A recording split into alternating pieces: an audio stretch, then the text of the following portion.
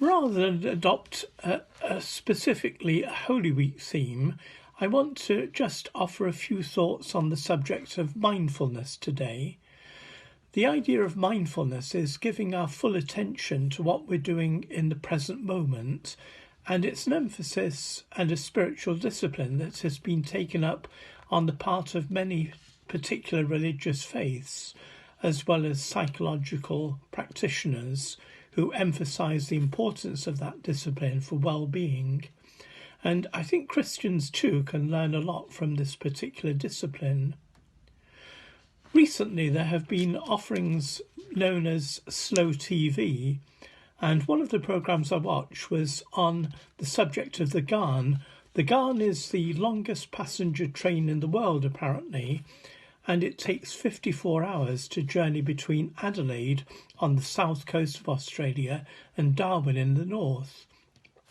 It's obviously not just about getting from A to B, but it's about savouring the experience of the travel itself, enjoying the sights and the sounds along the way, as no doubt the good food and the wine as well, for which passengers are paying very well for.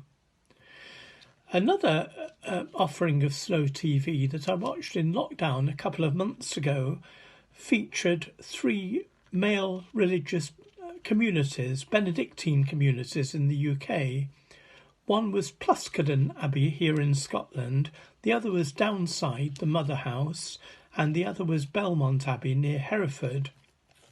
Each programme was an hour long, and it was silent TV essentially, in which we gain an insight into the daily lives of the monks at worship and at work.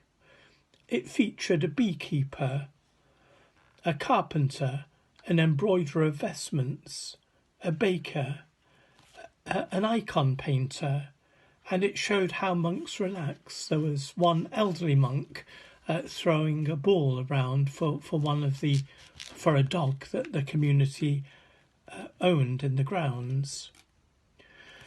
The film depicted the monks engrossed in their particular tasks of daily work.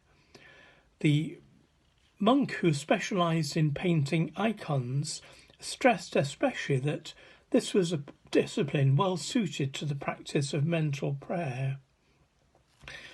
The whole offering was approached in this prayerful way, and prayer was maintained throughout the exercise.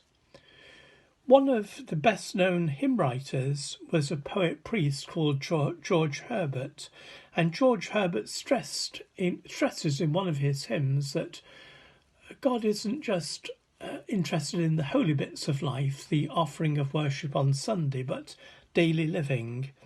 And it's picking up this theme that he writes, "A servant with this clause makes drudgery divine, who sweeps a room as for thy laws, makes that and the action fine." I have a book also called The Practice of the Presence of God by Brother Lawrence. It's a very slim volume, and very interestingly, Brother Lawrence, who was a member of a religious community, was converted when he saw the evidence of a tree that was barren in the winter time, and he realised that come the spring the tree would be reclothed again, fruits and flowers would appear. And if that was what God did with the tree, how much greater would God's providence be for him? One of the great spiritual awarenesses of Brother Lawrence was that how important the time of activity was, a very common activity in the monastery. So the time, quote, "the time of business does not with me differ from the time of prayer, and in the noise and clatter of my kitchen, while several persons are at the same time calling for different things, I possess God in as much tranquillity as if I were on my knees before the Blessed Sacrament." And one of the prayers that's associated with Brother Lawrence is, "Lord of all pots and pans and things, make me a saint by getting meals and washing up the plates."